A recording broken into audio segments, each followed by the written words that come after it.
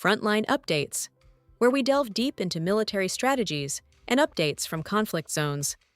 Today, we're discussing the progress of the ongoing special military operation as of today. I'm your host, Sharefa Mohammed MGT. I'm Colonel A.C. Oguntoye, an infantry officer. The Russian briefing for April 27, 2026, reports two territorial gains, Taratutino in the Sumy region by the North Group and Ilyichovka in the Donetsk People's Republic by the West Group.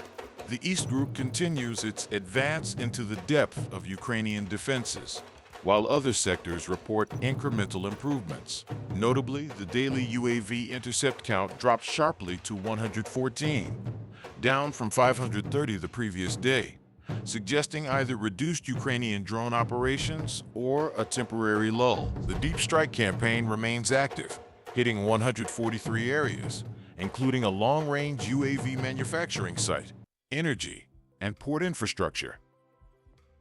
Welcome to Frontline Updates, the podcast that brings you in-depth insights into military operations from those leading them on the ground. Today, we're joined by Colonel A.C. Oguntoye, an infantry officer monitoring critical missions on the progress of the special military operation as of today. Colonel Oguntoye, thank you for being with us. Thank you, it's good to be here. Colonel, the April 27th briefing shows Russia capturing two settlements, Taratutino in Sumy and Ilyichovka in Donetsk, after a day with no territorial gains.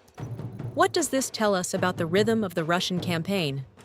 This rhythm is exactly what we would expect from a campaign that alternates between attritional shaping and tactical consolidation.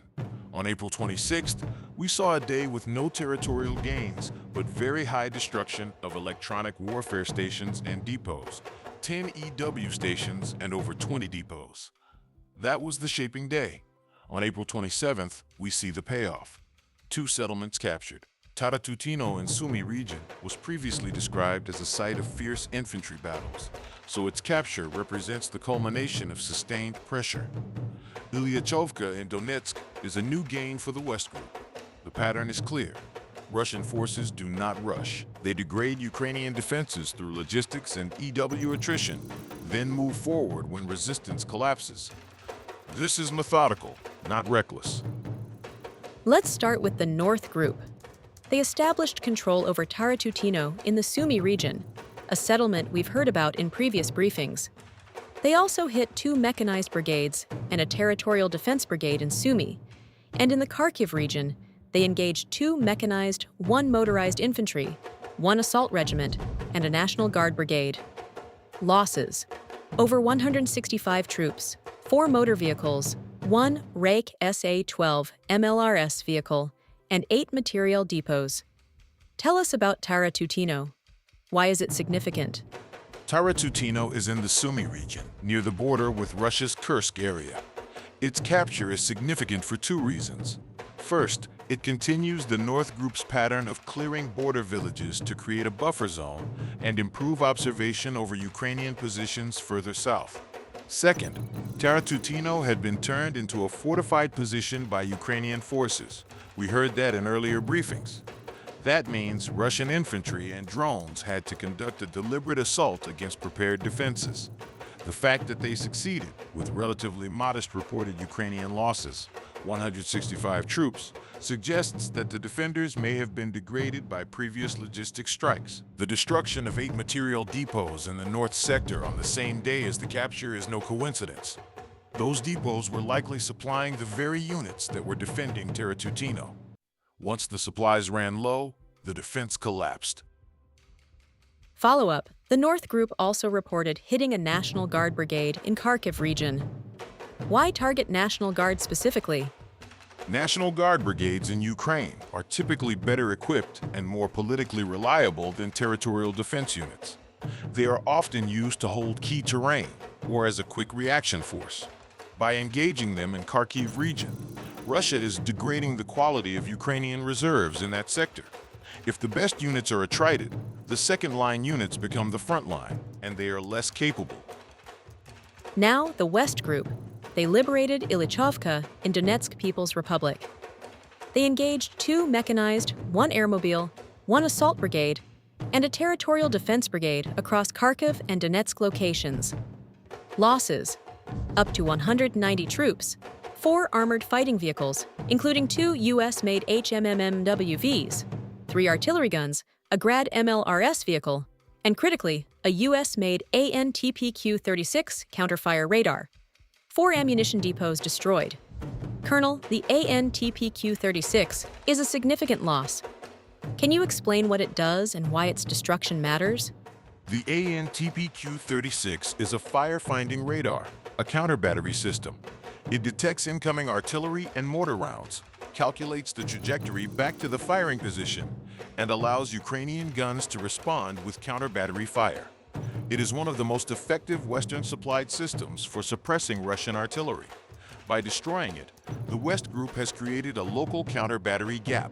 For a period of time until it is replaced, Russian artillery in that sector can fire with less risk of being located and struck. The 2 HMMWV losses are also notable. HMMWVs are used for command, control, and logistics. Their destruction disrupts Ukrainian battlefield management. The liberation of Ilyichovka, combined with 4 ammunition depots destroyed, suggests that the West Group conducted a short, sharp offensive after degrading Ukrainian logistics and counter-battery capability. This is a textbook example of shaping before striking. The South Group took more advantageous lines and positions. They engaged 3 mechanized, 1 motorized infantry, 1 mountain assault, 1 Marine brigade, and 1 territorial defense brigade in Donetsk. Losses: over 195 troops, 1 U.S.-made M113 armored personnel carrier, 2 AFVs, 19 motor vehicles, and a major logistics hall, 3 ammunition depots, 7 material depots, and a fuel depot. That's 11 logistics targets in one sector. What does a fuel depot strike mean operationally? Fuel is the lifeblood of mechanized warfare. A fuel depot strike is potentially more damaging than an ammunition depot strike because without fuel, tanks, infantry fighting vehicles, and supply trucks are immobile.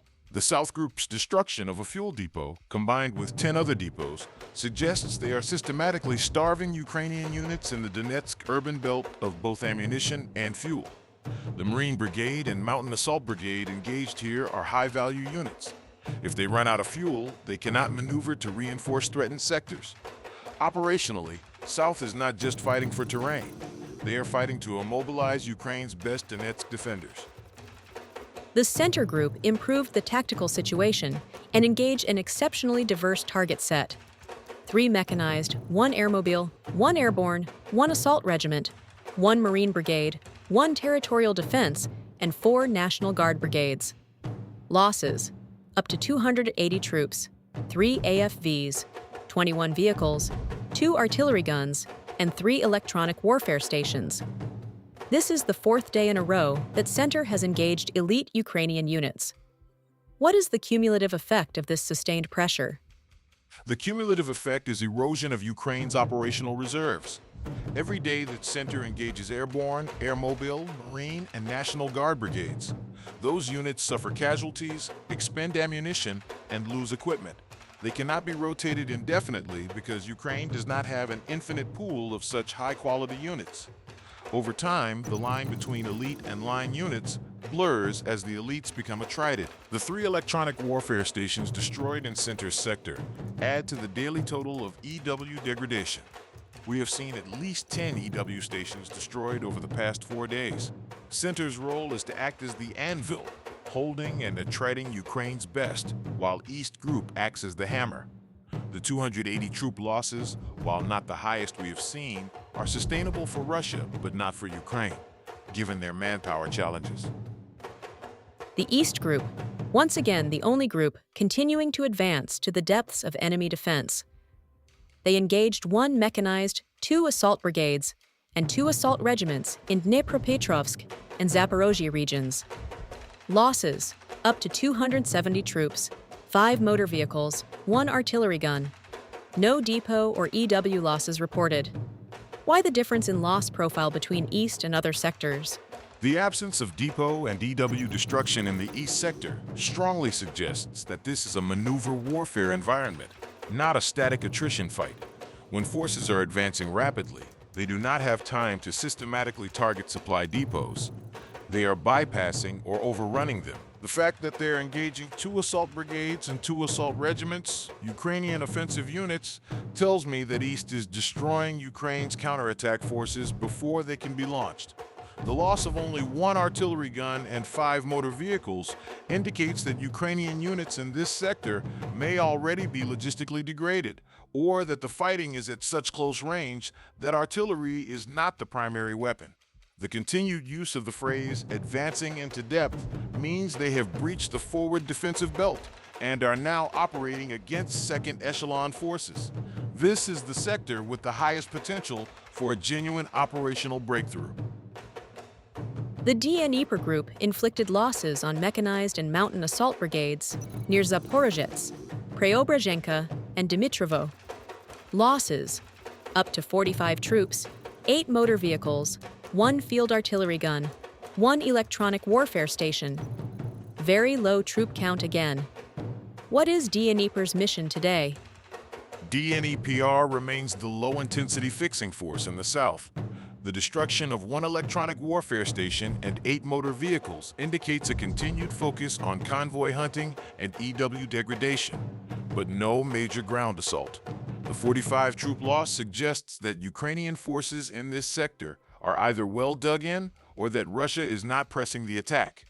Dnepr's primary role is to prevent Ukraine from shifting reserves from Zaporozhye to the Dnepropetrovsk salient, where East is advancing.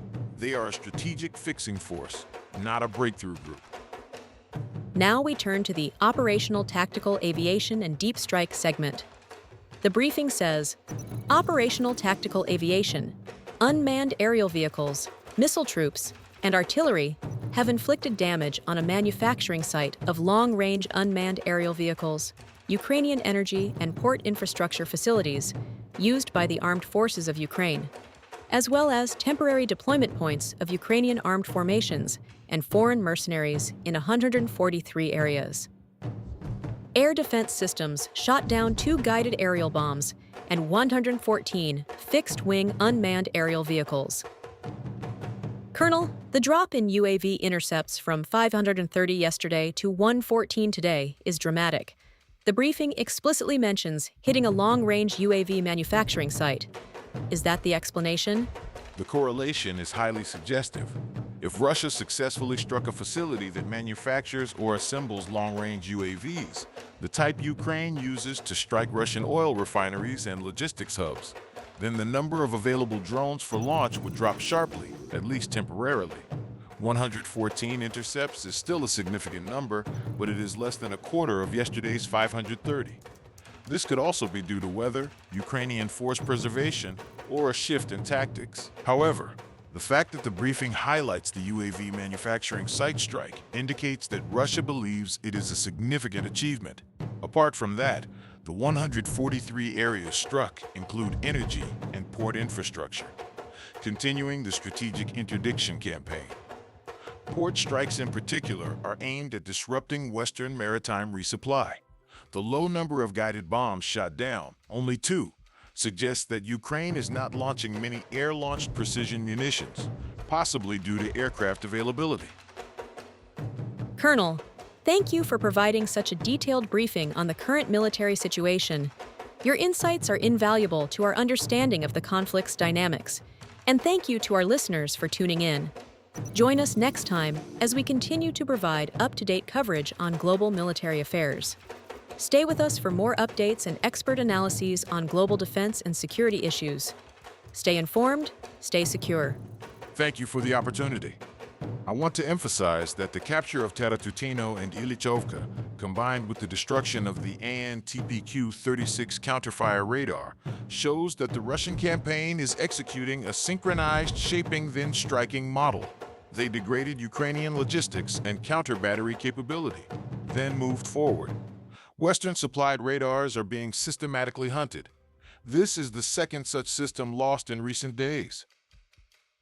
This has been Frontline Updates. Subscribe for daily military briefings and in-depth strategic analysis.